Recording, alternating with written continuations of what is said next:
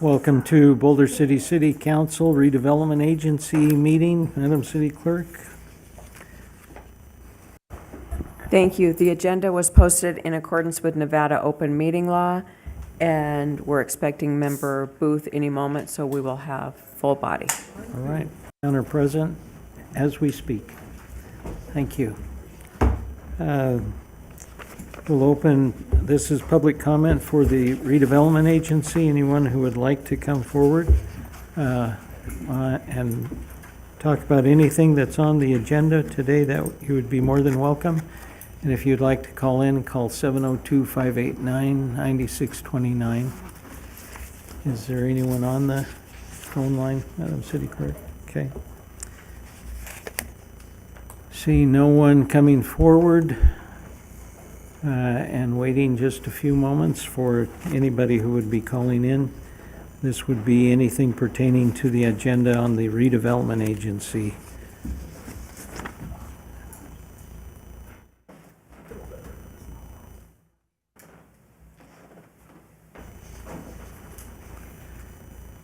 No one on the phone line. We will close public comment, and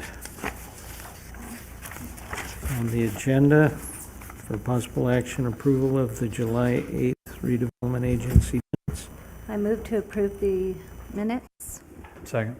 Moved and seconded. Any discussion? All those in favor say aye. Aye. Thank you. Unanimous. And then agenda item number 2, resolution 266. And the presentation, please.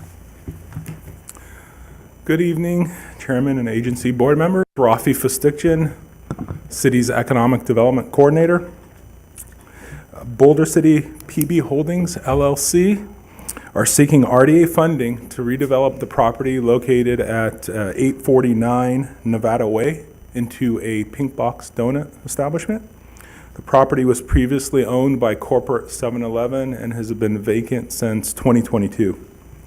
Boulder City PB Holdings, LLC, is proposing to invest approximately $325,000 for eligible improvements, which include things such as exterior painting, exterior lighting, landscaping, ADA compliance, parking lot improvements, and signage.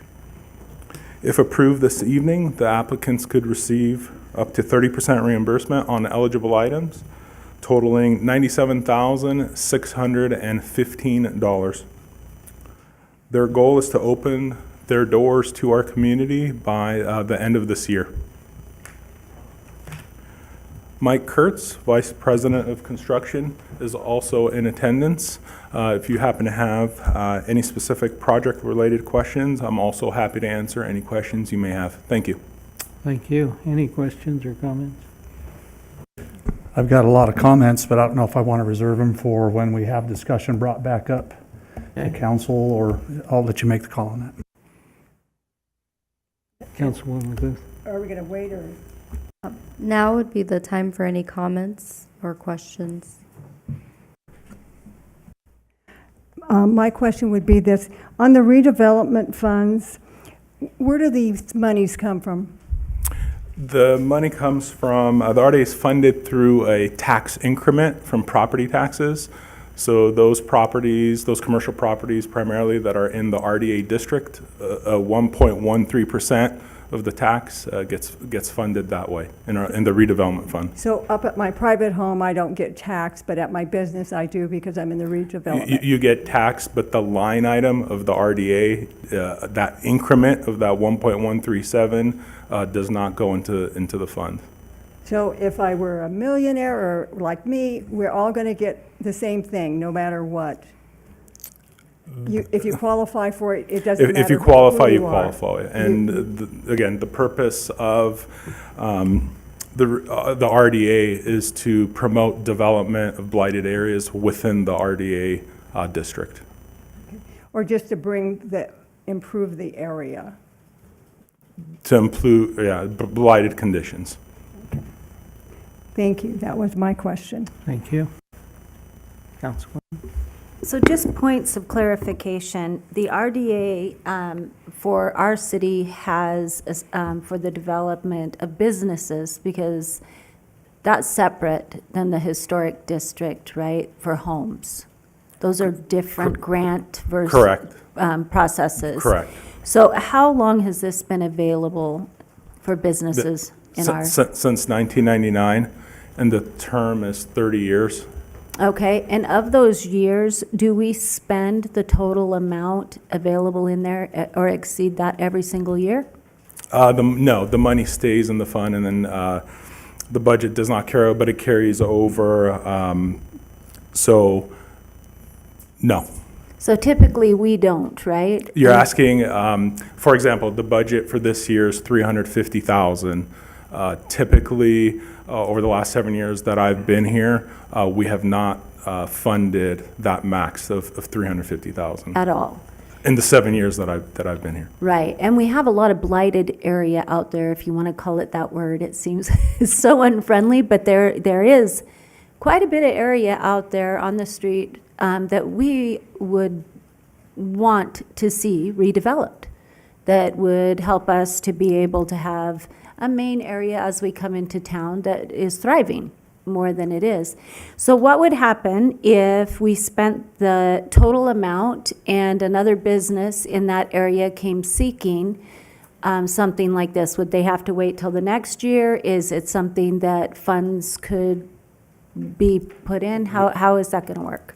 We would talk with finance, and maybe we can move funds from another portion, like we have a historic RDA grant, maybe some money can be moved there, or we can come back to city council and ask for additional funds for that fiscal year.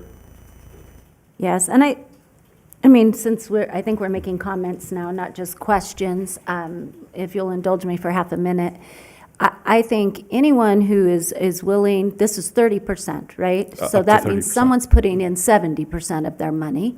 So if you're getting 97, we said total cost 325, being willing to put into the area downtown or in a historic portion of our community that allows redevelopment, which is exactly what this money's it's set apart for. That's what it's supposed to be used for.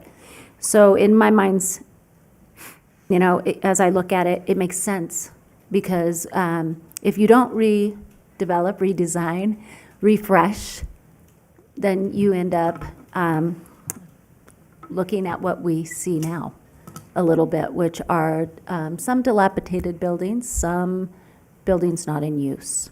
So that's just my thoughts on it. Councilman Walton? Thank you, Mayor Hardy.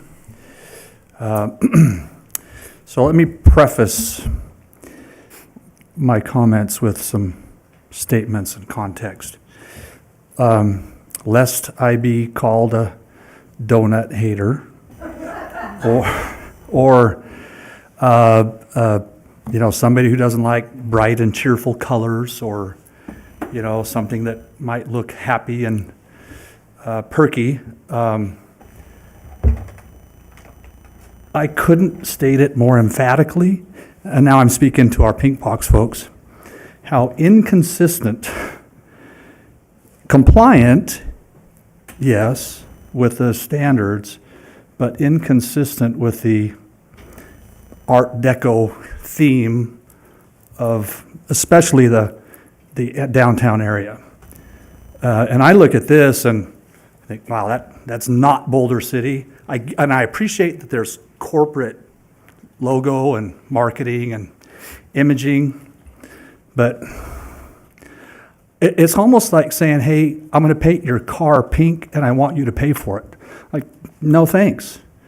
I'm not interested in the design, and therefore any funding towards the design. Now, if there's any latitude to make it less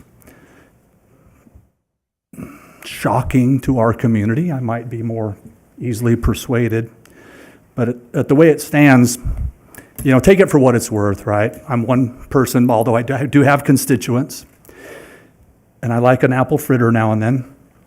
Those are my comments about that. I just do not see how this fits the consistency with our community, with leading into the historic district. Of all the blight that we have had, this was the least, I think, although it was vacant. They're certainly worse. And so if we were to pick by priority, just if we, had a wish list, this would have been probably lower on the list than others. But, yeah, those are my comments to this point. I'm really not interested in changing the face of Boulder City with that. I do have some comments, Mayor. I have one more too. Councilwoman Ashurst. 4-year-old granddaughter would disagree with Councilman Walton, but she doesn't live here. She doesn't live here. However, I did look at your website. You do have others, some that look vintage, and that's not for this meeting, but maybe something to consider down the road, fitting into the theme of Boulder City, which is more vintage, I would say. I did come across a statement, though, in the application. It was an affidavit of participation, Section 4, and it said that the applicant had to have no other reasonable means of financing through building, facilities, structures, and other, it's cut off at the end, because of one or more following reasons. Rafi, this is to you. Do they fit in that box? I know that they're a corporation, and they have means. But in that signed affidavit, the applicant did mark the debt financing from a private lender would not result in a favorable rate of return. Okay. So they qualify. So as far as we're concerned, Just for the purposes of the statute, it is up to the legislative body to make that determination. The affidavit is here for the owner to have a sworn statement saying that they do meet this qualification from one of these two reasons. The applicant here did fill out the affidavit and did swear that there was no other reasonable means of financing because the improvements, if financed, would not result in a reasonable rate of return, which is one of the acceptable responses. Okay, I just wanted to get that cleared. Along the line of some of the other comments. So, can you explain the difference between a city RDA and a private RDA? There a difference between? I'm not sure what you refer to, the private RDA. We have the Redevelopment Agency, which is this program. And then within that, there's the historic RDA. Okay. Maybe that's what you're referring to. Yeah, and that would And the be a city historic- RDA? And then it's also city, and then that's funded every this fiscal year for $179,900 for historic conforming properties. Okay, and the way the funds are allocated, Pink Box would pay up front, and then they would get reimbursed for, Correct. they may not even use what they say that they're going to use, but they would get reimbursed for the rest. Correct. They'll get approved for what we approve tonight, what the agency approves, but the reimbursement will be based off if they even hit that. So if they come in under, they're only going to get reimbursed that 30% of what actually was used. Oh, okay, all righty. That's all I have for right now. Thank you. Councilwoman Booth. We keep referring to it as a blighted area, and I think it doesn't, maybe it's somebody's definition of blighted. To me, it's something like what the Flamingo looks like right now. But if I wanted to redo my sign and refresh my sign and make it look better, I would qualify for those RDA funds. Correct. You would Even though qualify. my building isn't blighted and my area is not blighted, I still would qualify because that's what the RDA funds are to, and I think Sherry brought that up too, is to refresh. Refresh, Not just- improvement. Not that you have to be in a blighted area to receive those funds, so. That's correct. I just wanted to make that clear because I'd hate to think I was in a blighted area and I wanted to redo my sign and I couldn't use the funds that I pay into. No, that's correct. Thank you. Correct, yeah. That brings up one more question. So hypothetically, right now, if this is approved, how long do they have to get the building up and going? It's been sitting there maybe a year or so. Yeah, the there a applicant, time? if approved from today, would have 1 year to do the completion. They do have the ability, if they need an extension, staff can offer a 6-month extension after that, and then anything after would have to come back to the agency. But they've made it clear that they're really excited about this project, joining the community, and their goal is to be done by the end of the year. Thank you. Thank you. It's great to be able to have all of these comments out so everybody can appreciate what the redevelopment agency is all about. The motivation, I'll call it. Sometimes we are motivated to do something because we can get a break. And this is one of those where if we do something to make it look better, albeit maybe in a different way, then they apply for that redevelopment agency grant, and then they get it, and then they are motivated to do something. We had mention of another property that is more technically blighted than others, but it really isn't the blighted as much as if you're in the redevelopment agency, then that money, that increment that we pay if we're in the redevelopment area goes to projects that could be used. So right now, how much money do we have sitting in the redevelopment agency that we haven't used? Currently, there's 4.5 million in the RDA. Could you say Yeah, that's what I've been told. Yeah, there's 4.5 million. 4.5 million? Yeah. So we are sitting on money that we could use if we had somebody motivated to apply for a redevelopment grant, as it were, that would be able to help us. So that could be something that is obviously blighted in everybody's mind, and that could be to make something look better. Just, it's an application. Yep. So the application comes forward, and then we decide what we're going to do. Do we have any other things in the queue that are looking at that people have expressed an interest in the RDA funds?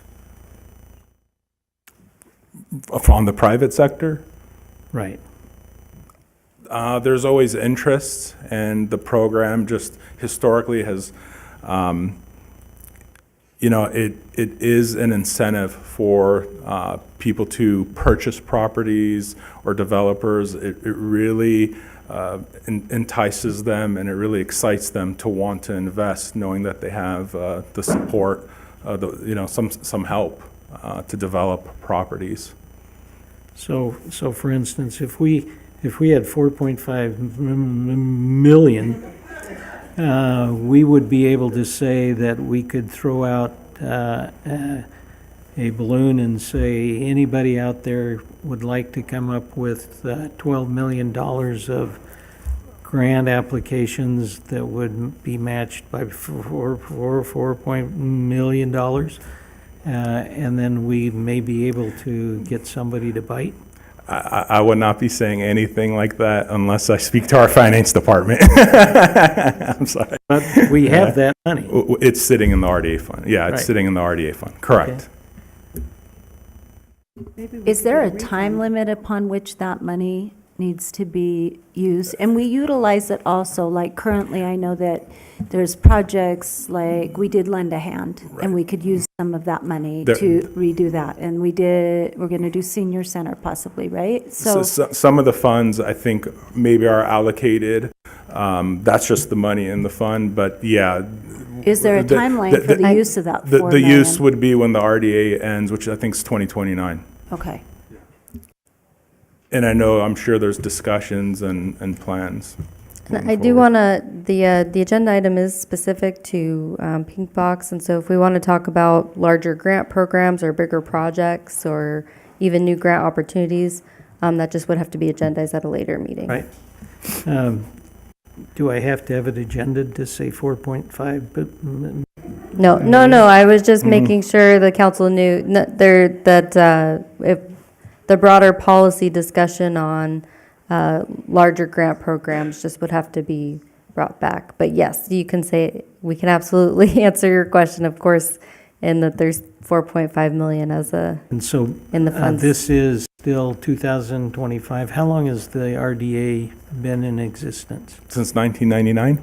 So 99, it goes 30 years. We have four years to use our RDA funds, and then what happens? Do they revert to the state, or? I'm not sure exactly where it goes. We have an answer. Yep. Good afternoon, members of the board. Michael Mays, your Community Development Director and Acting Deputy City Manager. So, in 2029, whatever remaining funds exist are dispersed to the taxing bodies that were impacted in 1999 when the taxes were frozen, and so it's distributed proportionately per the tax rate that's been in place. So it would go to the school, it would go to the county, et cetera. Now, the city is looking for ways to utilize those funds before the 2029 expiration. Thank you for that clarification. Is that obtuse enough that we could do it? Mayor, can we have the applicant come up at some point? So the 2029, for instance, we are interested in getting a certain corridor looking better. And this is an application that some of us feel would make it look better or provide a service to the community that we don't have at this point, to the point that it would do. 7-Eleven was there. Correct. And as I recall, the 7-Eleven didn't look historic.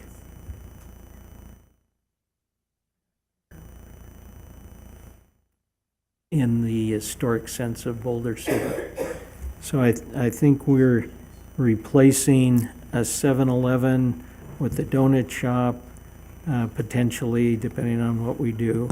And there will be some question about which is better and which isn't. But putting something there hopefully will look better. And I appreciate Councilman Walton's point about how does it fit? And maybe it would be appropriate to have the applicant come up and say something.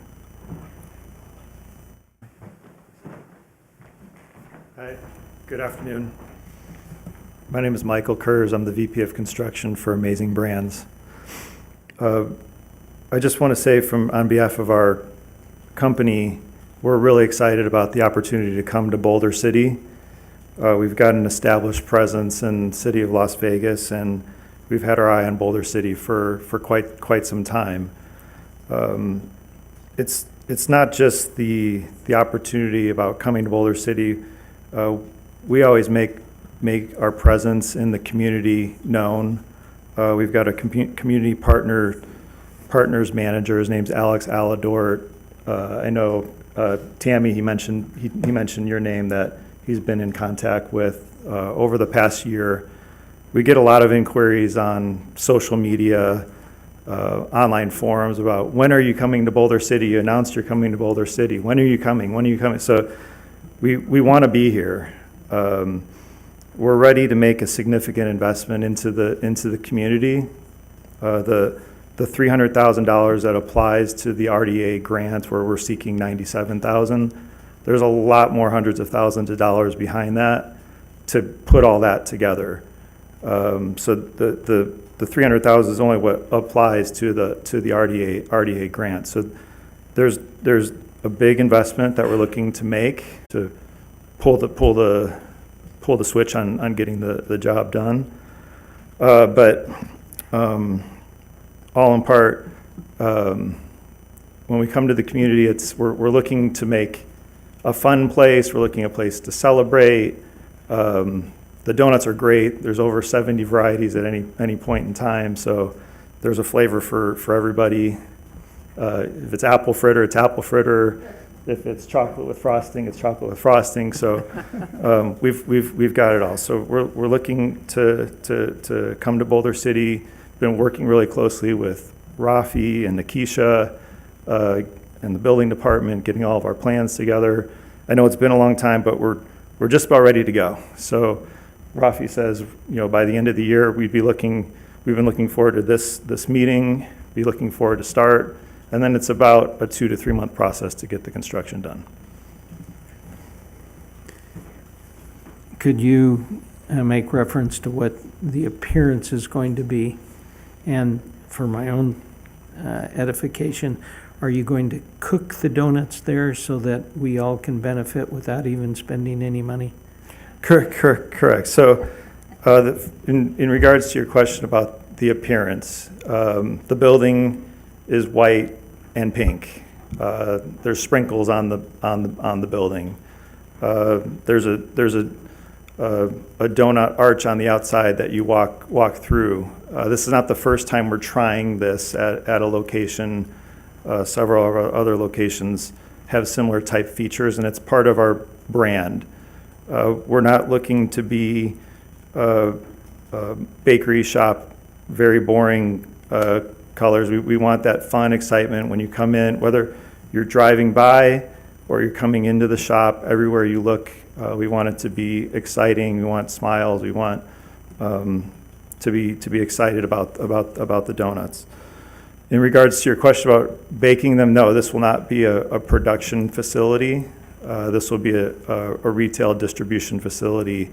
So the donuts will be made at our donut commissary on Sunset in Las Vegas. And we'll drive them here twice a day. All right, thank you. Any other questions? Go ahead. How many people will you be employing, and are you looking at people from Boulder City, or are you bringing in employees? That's a great question. So a location like this in Boulder City would employ about 20 employees in total. At any given point in time, about 5 are on staff at the location. Varying hours of the day. Weekends might be more to get to that 5. Sometimes it might be 2 or 3. It just we have to adjust by for the hours. But in total, 20. Of course, we're looking for local Boulder City residents to be the main factor in the employees there. But yeah, 20 would be what we're looking to hire. Okay, and you may know, you may not know, what are your hours of operation going to be? So our typical hours of operation are we open at 5 a.m. and then generally stay open till 11 p.m. at night. That's all I have. Thank you, Mayor. So you wouldn't be a 7-Eleven? We would not be a 7-Eleven, no. Mm-mm. Thank you. 511. Any Mayor, other I've got a questions? question. And this is directed to the city attorney.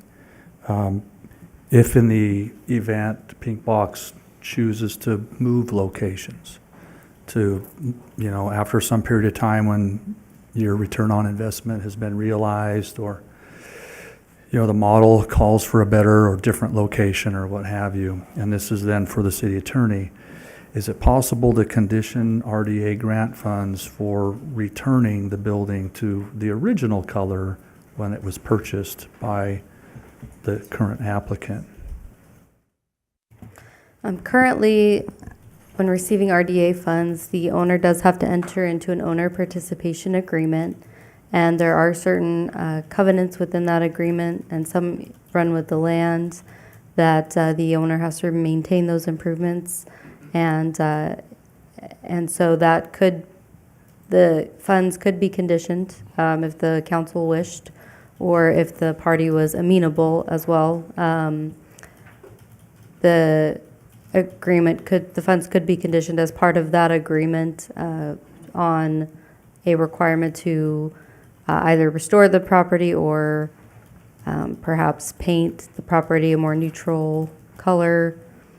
upon relocation or selling the property for another purpose or renting the property for another purpose.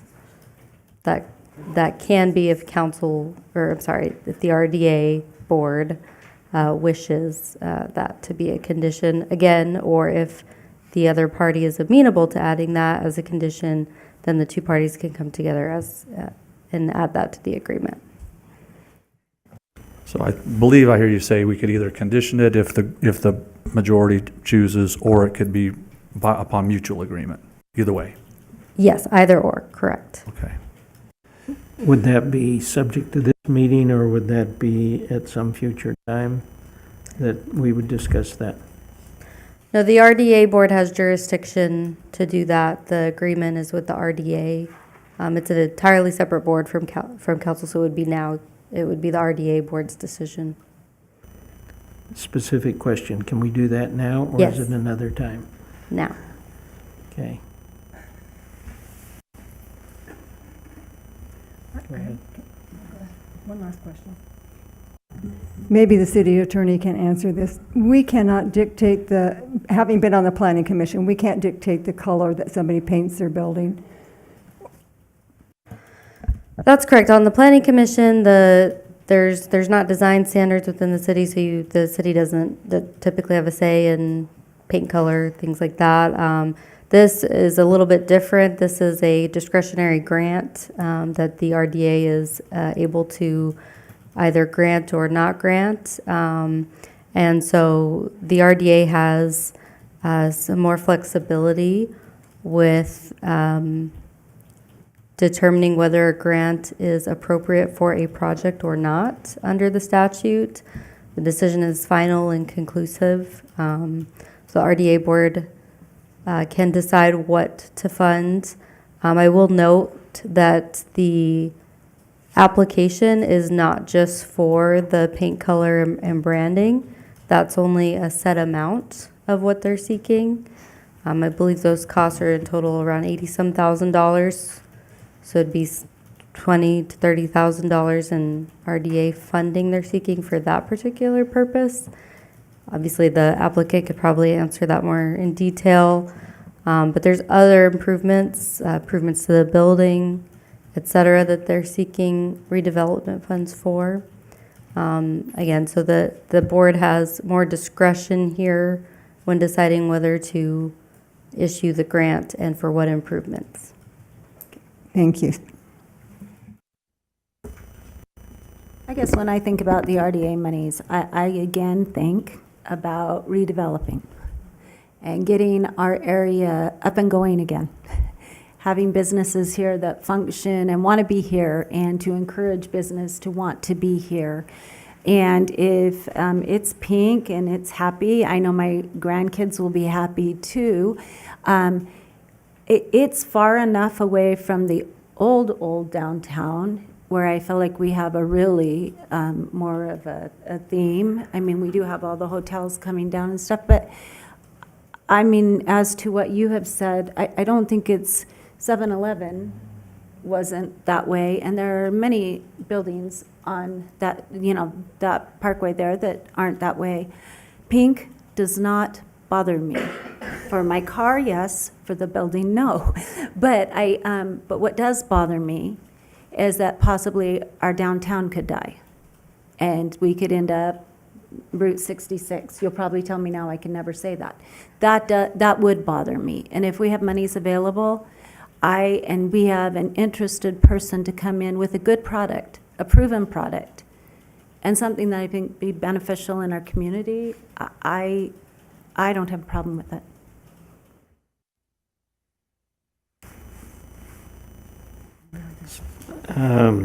Let me ask the applicant if I can, Mayor. Go ahead. Along the lines of the conversation we just had with the city attorney, if we choose to have the conversation about conditioning it, is Pink Box amenable to a voluntary agreement of returning to the color if you vacate that building, or when you do? Yeah, I think we could make that commitment. The painting of the building is is just a really small portion It's of only it. 5,000 Yeah. on your list, right? So Right. it's not that onerous. Right, and Right. half of it's white and half of it's pink. So I think we Well, I only could, saw the facade on the top as white, everything else. Yeah, so Oh, everything well, I else- guess there's some stripes there, sorry about that. Yeah, I see that now. Okay, well, so that's my so yes, question. if that would be a condition, yes, we'd be, to return the color if we were to vacate, which after making this investment, I mean, it would be really hard to do. But yes, we'd be agreeable to that. Yeah, great. So for the record, Reflect. I don't want it back to how it looked. I mean, seriously, it didn't look good. Yeah. So at this point, go I ahead. do have one more question in reference to, I'm looking at your rendition of the pink box. You have another one where you have some awnings that come down. Was that for just that location, or can you move around some of your designs to this location, or are we locked into this rendition? So we're pretty dialed into this render here. It's just every building that we look at and renovate has got different features on it. So, you know, we've got about 10 different features, whether it's awnings or gooseneck lights or the sprinkles. We've got those, and we fit those in how we feel is best to each of the buildings. This one, it just doesn't look like it had any shading if you had outside seating or anything. That's why I asked about the awning or whatever. Would that be considered down the road, or? Right, so we plan on having a couple picnic benches out on the outside of patio. It's not a drive-through location, and That was just, going to be my next question. yeah, it's not drive-through, so, and just looking at the different businesses up and down the block, it seems like there's a lot of patios that people seem to enjoy.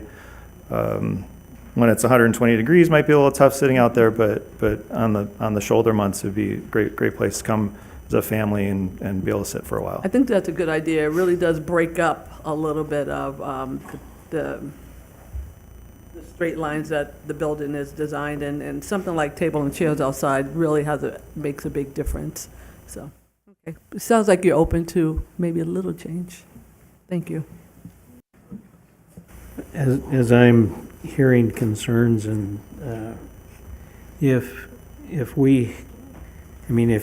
Pink Box left and left it in its beautiful, happy colors and with a closed forever sign on it, it wouldn't look good for Pink Box.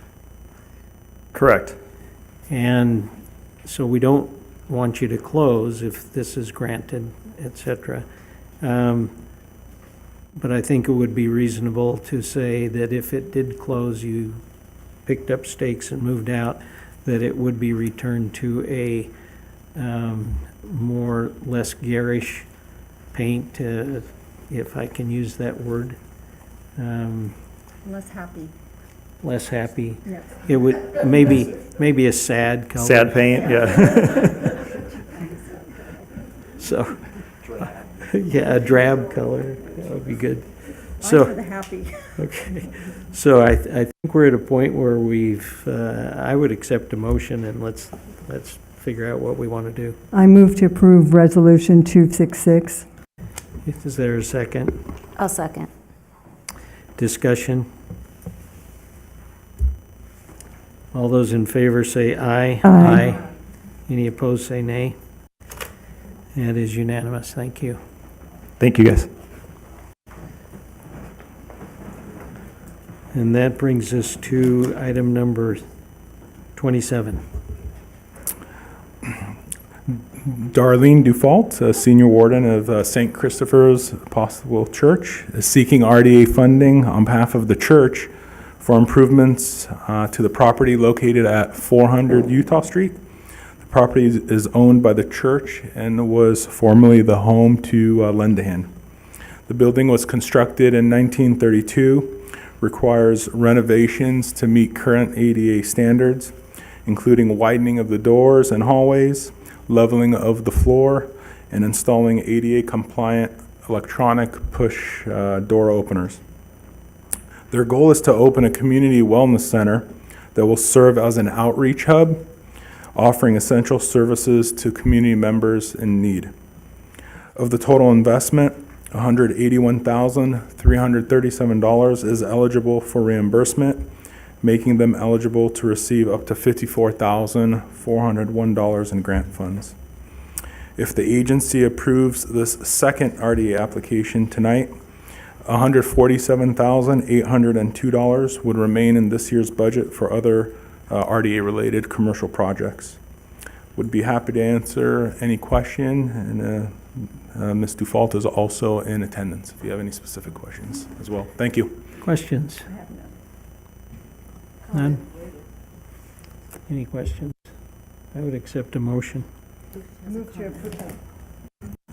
to approve Resolution 267. Second. Moved and seconded, discussion? Just that I had the opportunity to serve over at St. Christopher's, and the ladies and gentlemen do an outstanding job in serving our community. And I know you're going to use this money wisely, and we're going to be the benefit of it. So thank you very much for what you do. Thank you. Any other comments? All those in favor say aye. Aye. Aye. Aye. Any opposed? Unanimous. Thank you. Thank you, Rafi. Mm. That brings us to number 4. Ms. Dufault and the church vestry has also applied for RDA funding through the Historic Preservation RDA Grant Program to make improvements to St. Christopher's Episcopal Church, which was built in 1932 and is a contributing resource to Boulder City's historic district. The church vestry's goal is to renovate areas of interior and exterior of the church to provide greater ADA accessibility for individuals attending services and community events. The improvements include reconstruction of the entrance ramp, installation of ADA compliant doors with electronic push door openers, and interior modifications to allow ADA egress. The total estimated cost for the scope of the eligible improvements associated with this project is $103,375. They are eligible to receive up to $45,999 in reimbursement. This is the first historic RDA grant application that is being considered for this fiscal year. The historic RDA preservation budget is $179,900. As required by the guidelines, this project was presented to the Historic Preservation Commission on March 25th for review. The commission, through a motion, confirmed the application complies with the Historic Preservation Grant Program guidelines. Thank you. I'll be happy to answer any questions you may have. Any questions? If there are none, move to approve. I'll second. Moved and seconded. All those in favor, after we've had a discussion, that was a great discussion. All those in favor say aye. Aye. Aye. Thank you. Thank you. Thank you, Rafi. And that brings us to public comment on anything that anybody would like to say in the opportunity right now. Seeing none coming forward. If you want to call in, 702-589-9629. And I do not see anybody on the phone.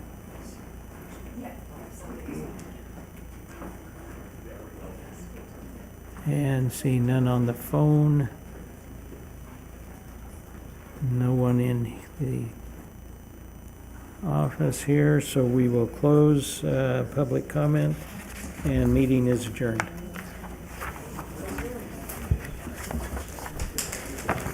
Madam City Clerk, when would you like us to be ready for the City Council?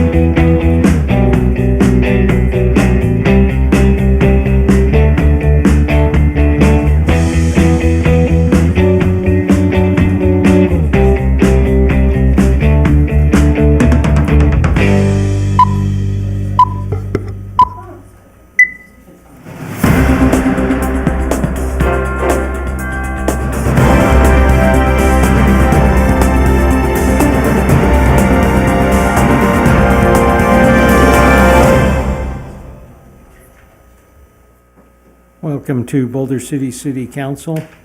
Appreciate everyone being here or listening in. Madam City Clerk? Thank you, Mayor. The agenda was posted in accordance with Nevada open meeting law, and all council members are present. Thank you. We will open our meeting with the invocation by Pastor Kevin Doyle from the VC Home Church. If you could all stand and remain standing after he prays so that we can have the Pledge of Allegiance. Pastor. Thank you, everybody. What an opportunity to pray at a city council. It is it's a wonderful thing to put God at the beginning of these meetings and trust in Him for wisdom and guidance. And I do want to say, just on a personal note, that being a pastor here in Boulder City is a tremendous blessing. And whether you are aware or not, there is a tremendous unity amongst the pastors in this city. And it's not just one church against another church, but it is the church. And it feels good to be a part of a city like that. So thank you for allowing me to pray. Let's join in a word of prayer together. Almighty God, we give you thanks today and praise for all of your mighty works. You're loving and you're good and you're gracious. Thank you for creating us and sustaining us day by day. Thank you that you made us in your image to exist in a community like this, Boulder City, with other people. We thank you for Boulder City, and we thank you for every one of these elected officials, the businesses, the churches, the families, and the individuals that make our city such a great place. Thank you that Jesus died on the cross for the forgiveness of sin. Thank you that you rose again victorious. And thank you that you reign as King over heaven and earth.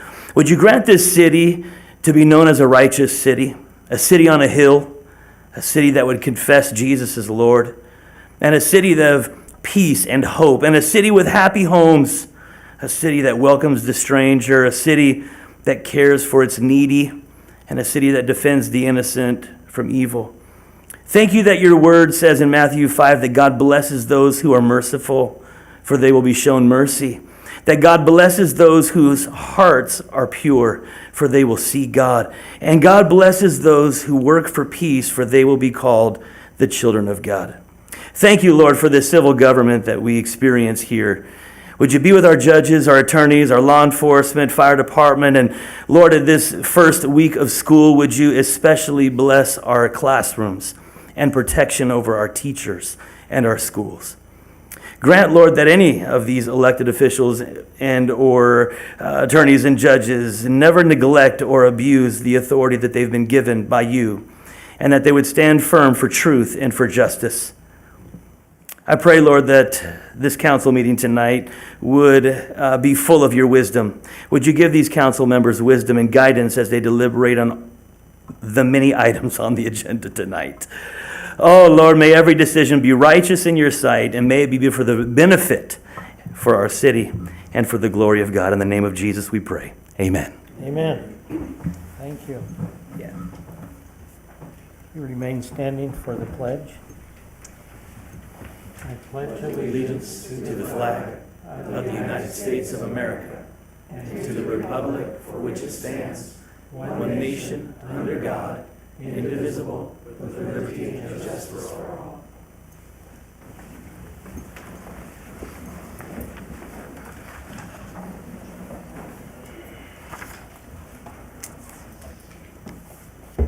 We have some public announcements, the first one of which deals with our folks who are obviously in the building and the lights are on. And we appreciate them. So the city is pleased to announce that its electric division has received the Certificate of Excellence in Reliability from the American Public Power Association. This national award recognizes public power utilities that demonstrate exceptional reliability performance based on industry standard benchmarks. The city's electric system has significantly exceeded the 5-year average for electric reliability among all U.S. electric utilities, affirming the city's goal of delivering dependable service to the community. This achievement highlights the dedication of our utility staff and their proactive approach to system maintenance and modernization. It reflects the kind of long-term planning and the execution we believe is necessary to serve our residents well. Now, this is where you are allowed to clap.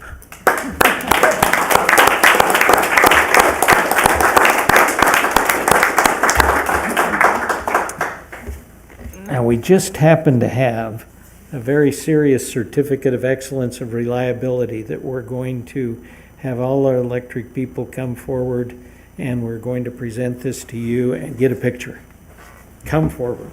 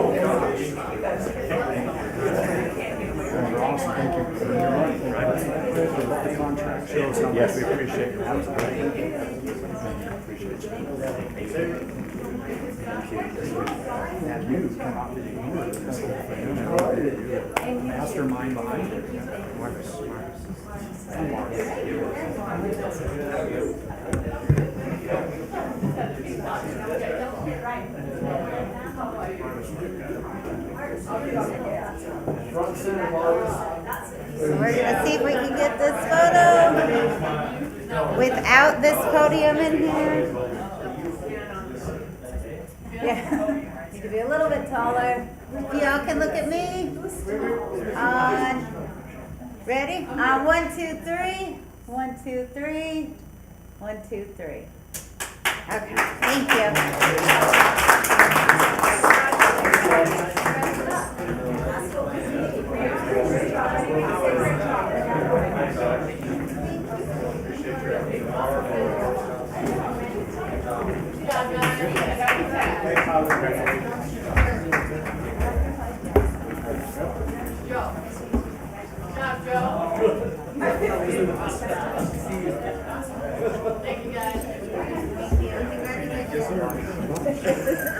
Okay, that's done.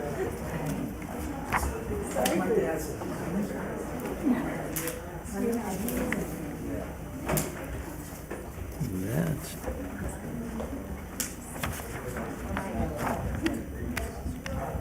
That brings us to our second announcement. The cities of Henderson and Boulder City are partnering with, quote, Just Serve, unquote, to recognize the National 9/11 Day of Service. There will be 14 service projects and donation programs happening on Saturday, September 6th, to honor public safety and the lives lost on 9/11.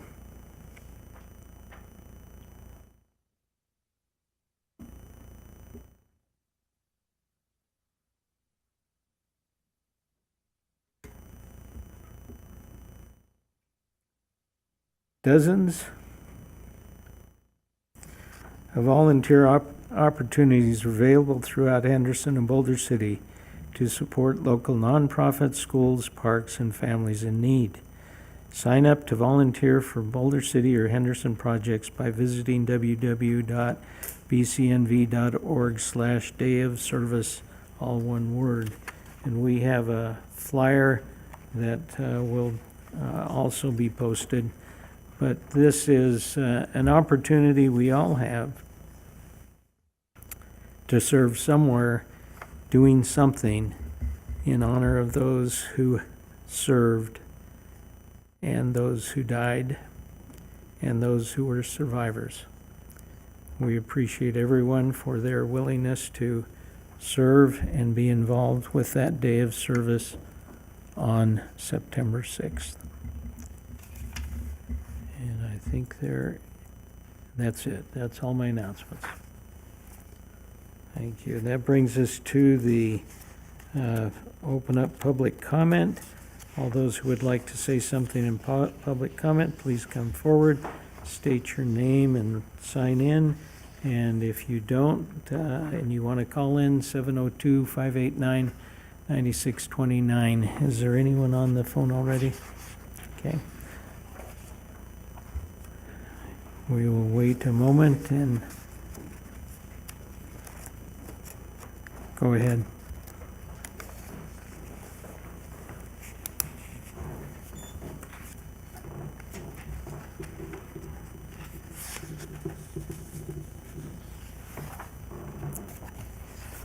Hi, you just comment now?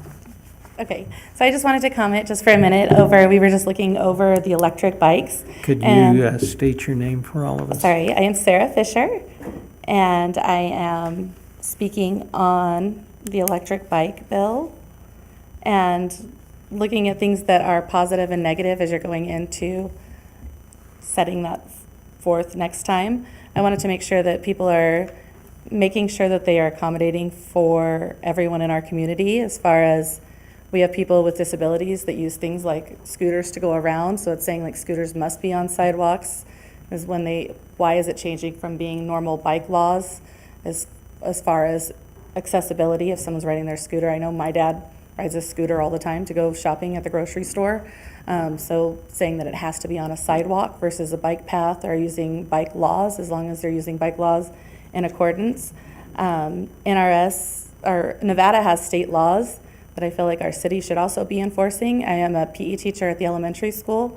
I feel like we should work with safe routes to schools, and we should be making sure that our students know the laws and the safety things that are happening. I feel like we're lacking in that right now, so it's something I'd like to see us step up and educate the students better. I also know that there are a lot of benefits to biking and scootering, and we just need to make sure we're doing them correctly. I agree with the helmet laws, but as far as making sure that I'm trying to understand why they're changing some of the laws to hinder use of getting out and moving around. I want to see us using our parks and using those things, so I want to see kids riding their scooters on the paths, whether in safe ways in town. So I think it's not a matter of trying to ban things. I think it's a matter of educating people and making it safe and doing so. So just taking all of those things into accordance. So thank you, and you're looking forward to coming up with those laws. Thank you. Appreciate it. You can call in at 702-589-9629. Go ahead, sir. Hello, my name is Benny Shapiro. I've lived here since 1981. I went to school with your son, the judge. So, kind of feel like family here. Good to see you, brother. Sorry? Good to see you, brother. Thank you, sir. I used to play at your house, but there's a lot of kids. I actually didn't come here to speak. I came here to speak to the chief of police because about 3-4 weeks ago, I hit a kid on an e-bike. And, Will you speak in the microphone? Yeah. oh, I'm sorry. I hit a kid on an e-bike. And I'm here to talk to the chief of police because there's like a lot of legal gray area, and I wound up eating all the costs of the repair of my car because there's legal issues because he was a minor. There's also a video because of a previous accident I had. I put cameras in my car, so I have the whole thing on a video. And when you watch the video, it's mind-blowing on how fast this kid has an electric bike, but he rides with his feet hanging down, so it looks like a motorcycle. His helmet is from a motorcycle, and his headlight is from a motorcycle. So when I did see him in my rear view, I thought he was a motorcycle. He tried a little maneuver to pass me on the right when I was making a right-hand turn, and I completely destroyed his bike. I'm still shake when I think about it because I almost killed a kid. I mean, that is mostly the biggest problem.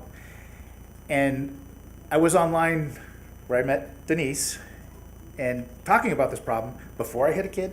And then after, I was going to post a video, I was going to go crazy, but I haven't even posted online about it because it's still very traumatizing. And of course, the kid started yelling at me, and multiple people started yelling at me because I hit a kid. And all of a sudden there's cussing, and the police are here, and all of a sudden the police are mad at me. I really felt like I was the guy that did something wrong. And all because, I will say this right now, if I was a kid, I'd have the fastest one. I'd be doing all these things these kids are doing. I get it. I understand the technology and how it's just the lithium batteries made bikes instantly faster than cars. I get it all. And I'm kind of jealous of the kids today. But it's such a big problem. Everyone knows it, and I'm just here to just give my piece just so, because I heard her talk, I'm like, it's why I'm here. But I'm here to talk to the chief about it, because there's details that went awry. Anyway, that's it. Thanks for inviting me. Thank you. Yeah. Appreciate it.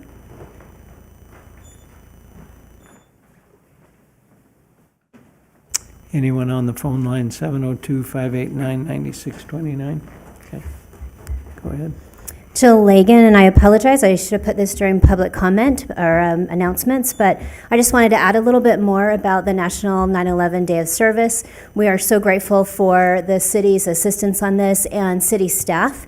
I'm grateful to the city manager and his time, as well as Gary Poindexter in helping us come up with locations for where these projects are. So I thought I'd give you a little bit of a brief overview of where the two projects in Boulder City will take place. So the first one will be meeting out along the landfill road. So we always just called it Dump Road on the way because we were growing up as kids. But so it'll be out along that area. We'll have a meetup location. There will be maps available. And our intent is to clean up the trash along the roadside between the first of the residential streets right there at Bronco all the way down to the fence line at the landfill. And so trying to pick up some of that trash that has overblown through some of the fences or off of trucks. And so we'll be cleaning up that area. So that will be the first side, and that is actually the outdoor location. The indoor location will be at St. Jude's. We'll be helping paint some of the cottages. We'll be doing some other cleanup efforts there for them as well. So if you were to go online, you do need to sign up. That way that we have some idea of who all is a part of it. There's also a waiver there. And so that is being managed by the City of Henderson on their website. Once you get to that location, it also gives you more information about the exact site. The time frame is 9 to 12. There is an opening ceremony at 8 o'clock in Henderson at Cornerstone Park. That will be for some of the city officials and also our public safety chief and their officers. And so we're very grateful for this opportunity. If you're not able to participate on September 6th at either of those two sites, there are other locations in Henderson as well. So if you happen to be in town, you're welcome to participate in any of the different service projects. But we also have an opportunity to serve those that are in need, that are looking for food. And so our Emergency Aid of Boulder City is such a phenomenal organization. We wanted to spotlight them, highlight them. And so online, if you go to that same website and sign up, you can also go to the link that will take you to an Amazon wish list so that we can purchase all of those things that are necessary for us to keep the shelves full at Emergency Aid of Boulder City.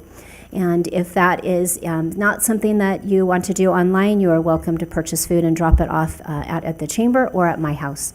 And then that way I can deliver it to them on the 6th. So I just wanted to share. Thank you very much. We're very grateful for this opportunity. We're very grateful that we've been invited by the City of Henderson and Just Serve to participate in this. And we hope to make this an annual event. Thanks. Thank you.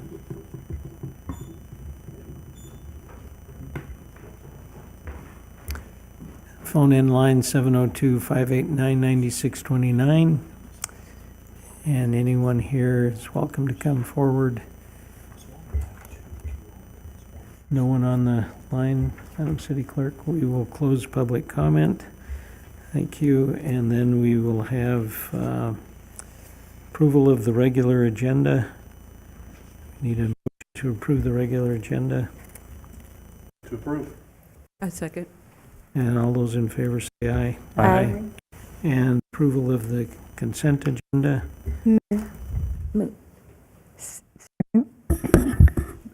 Before the motion, staff is requesting that item number 3 be removed from the agenda, 13 rather, be removed from the agenda. Okay. So 13 will be removed from the consent agenda.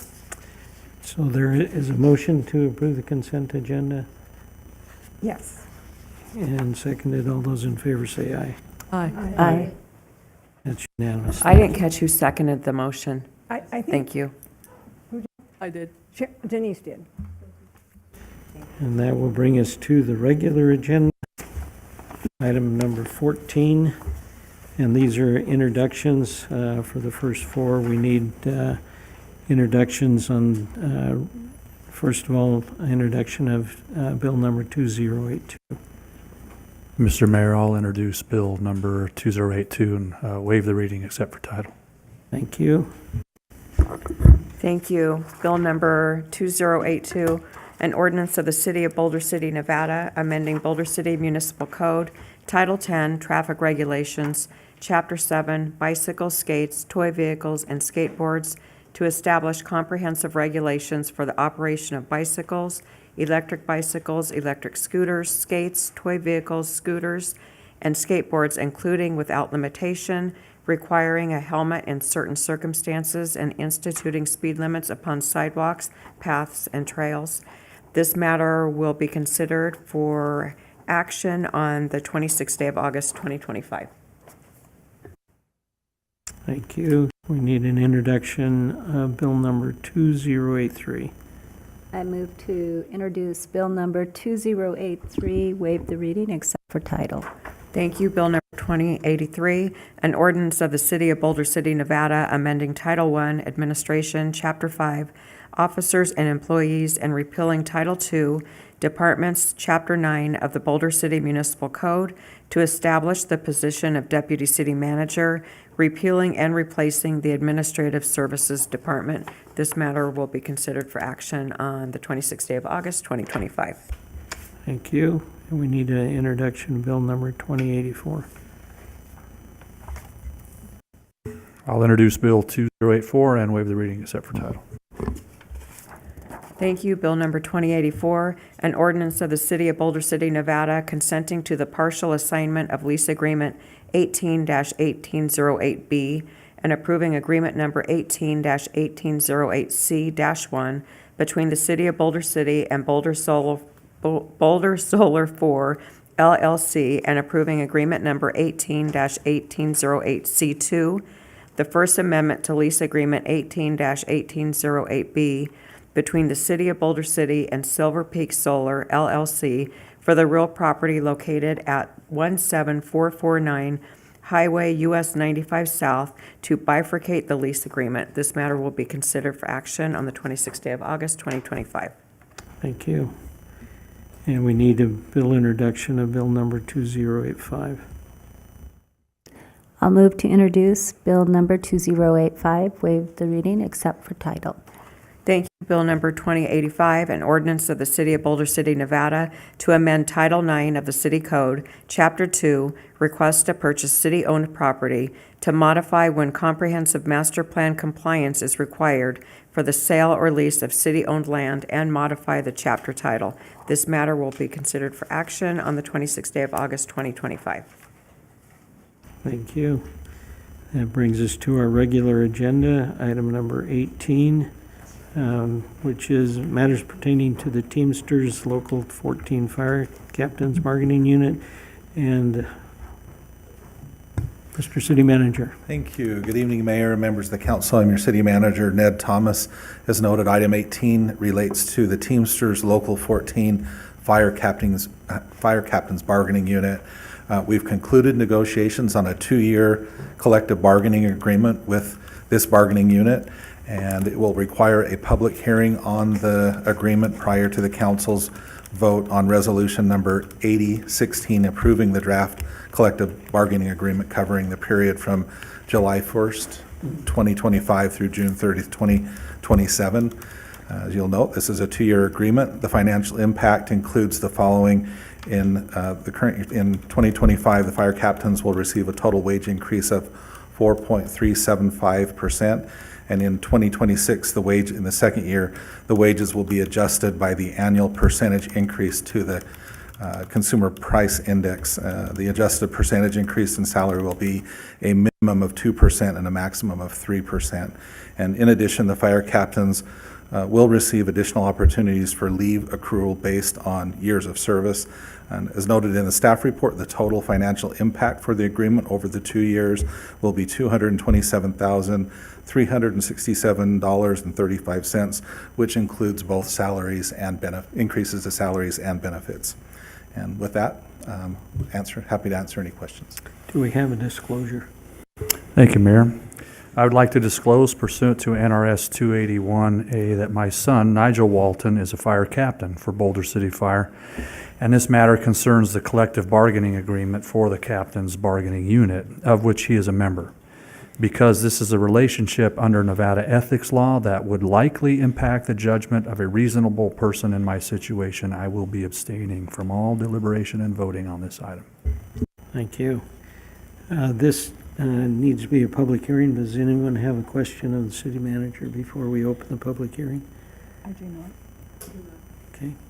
We will open this public hearing then for the collective bargaining agreement of the Teamsters Local 14 Fire Captains Bargaining Unit. Anyone want to call in at 702-589-9629? Anyone here in the chambers would like to do so as well? No one on the phone, Madam City Clerk? And no one here. We will close public hearing. Mr. City Manager, I have no further comments. any comments or questions? I would accept a motion regarding resolution number 8016. I move to approve the motion. I just forgot the number here. I don't see it. 8016. 8016. Is there a second? A second. Moved and seconded. Discussion.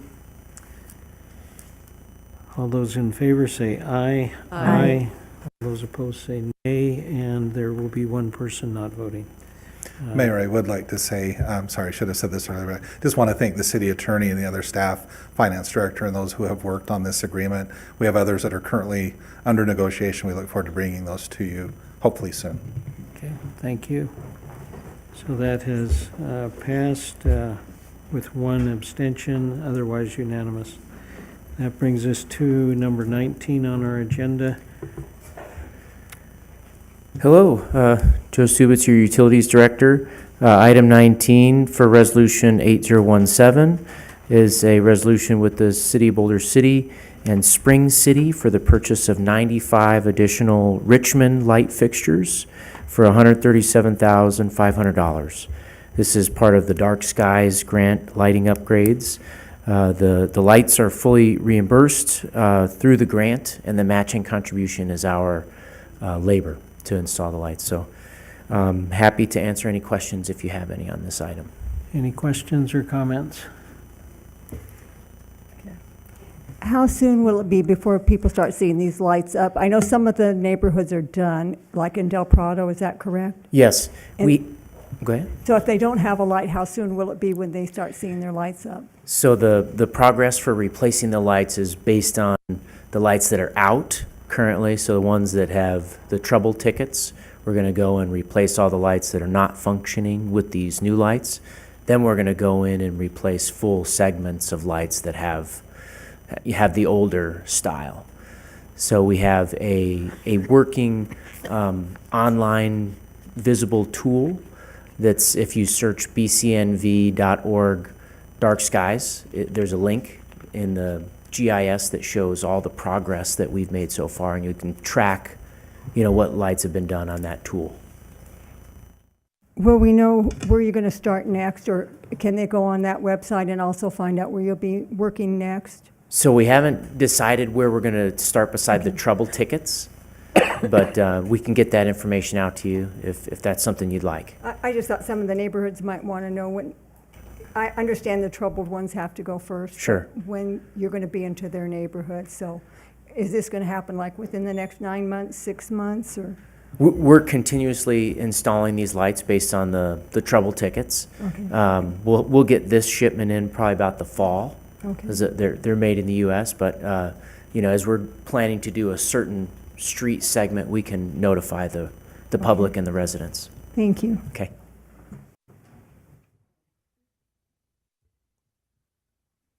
Let's see.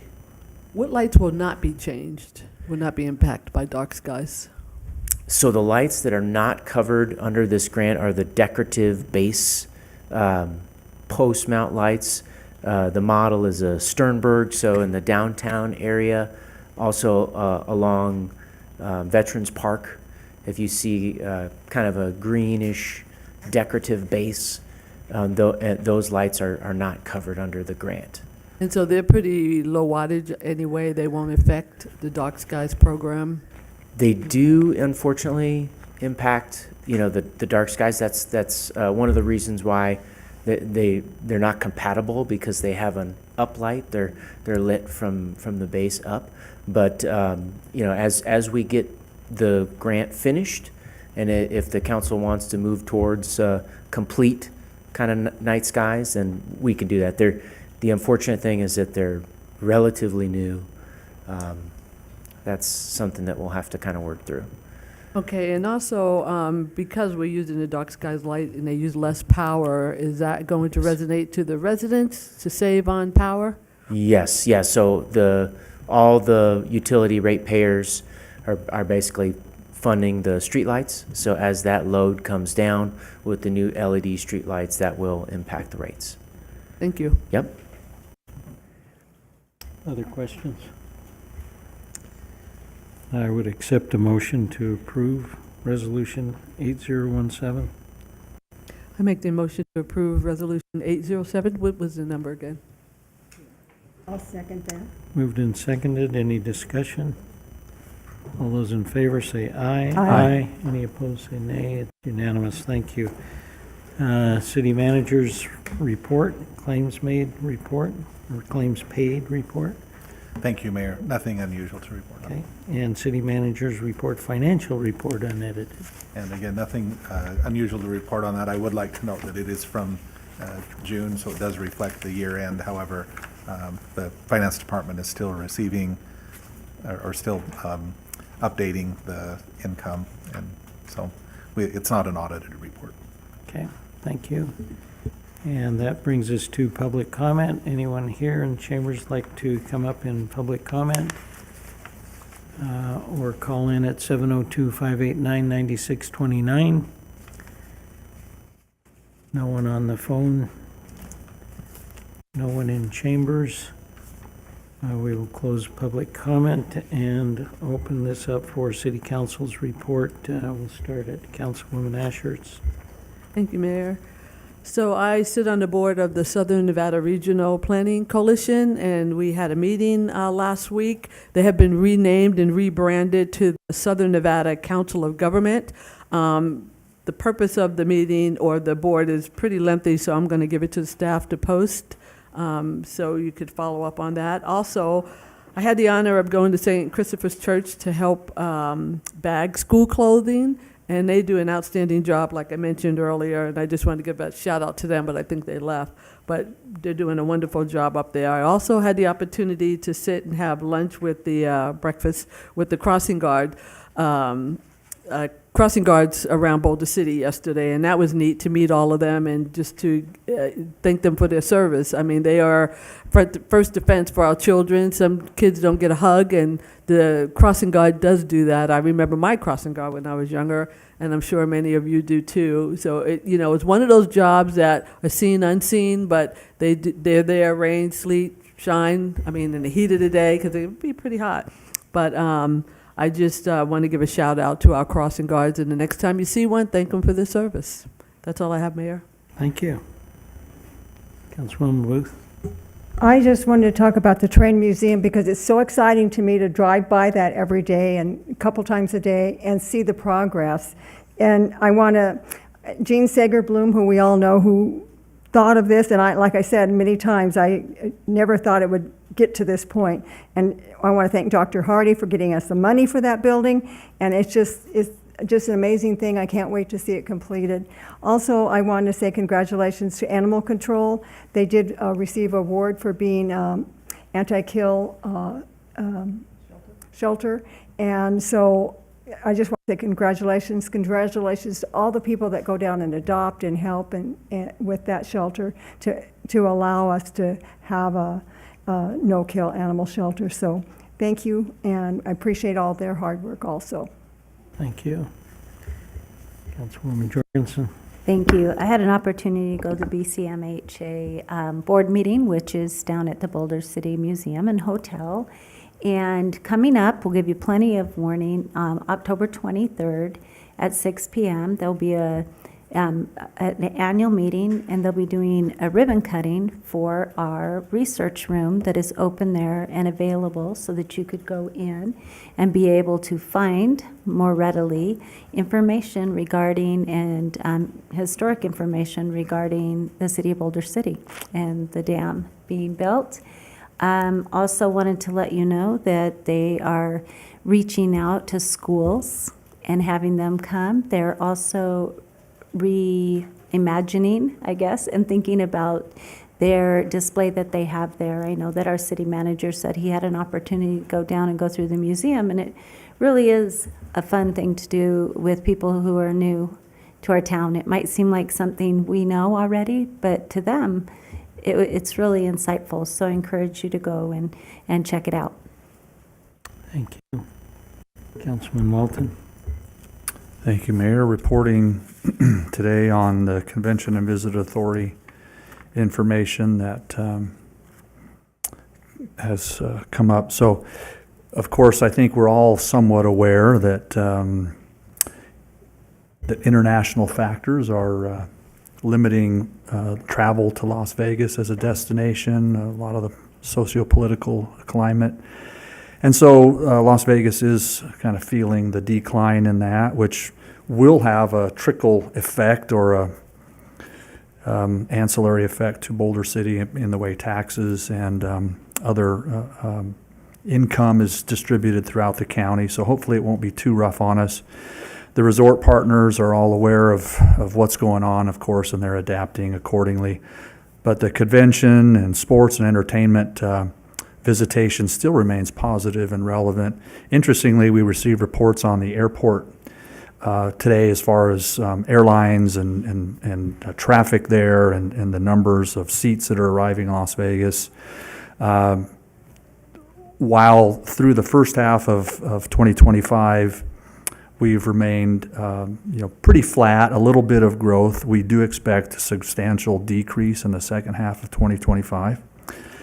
But we still have 34 different airlines that fly into Las Vegas, which is the highest amount we've ever had fly into Las Vegas. So it shows positive for the future. And interesting fun fact, 95,000 airline seats land in Las Vegas every single day. Most of them, hopefully, are occupied.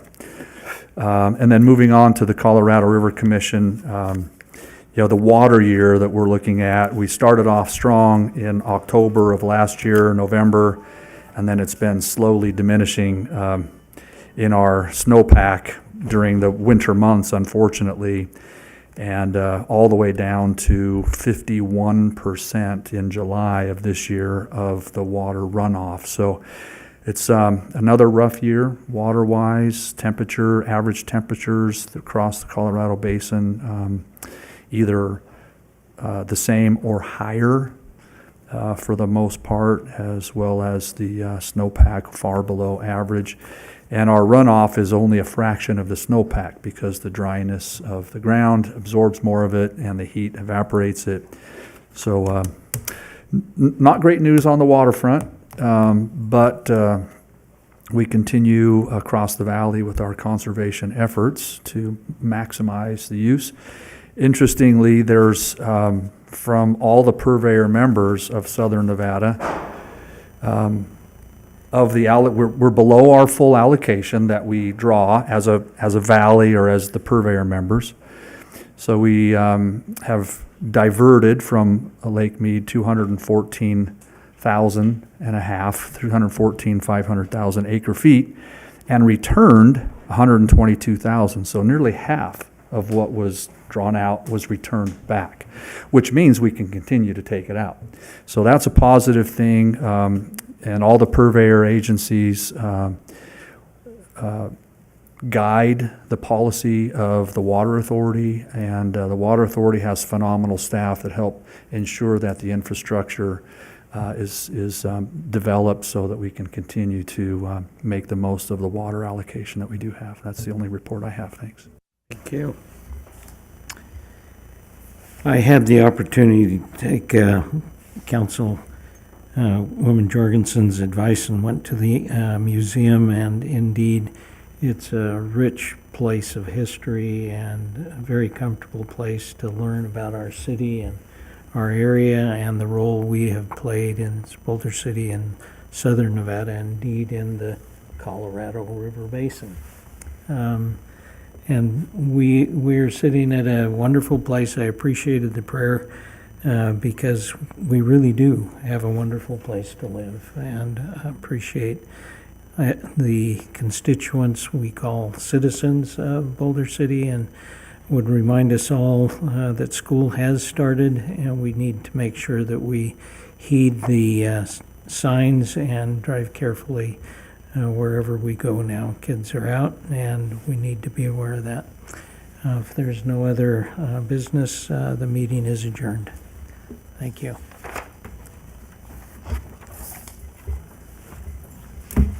Great job, everybody.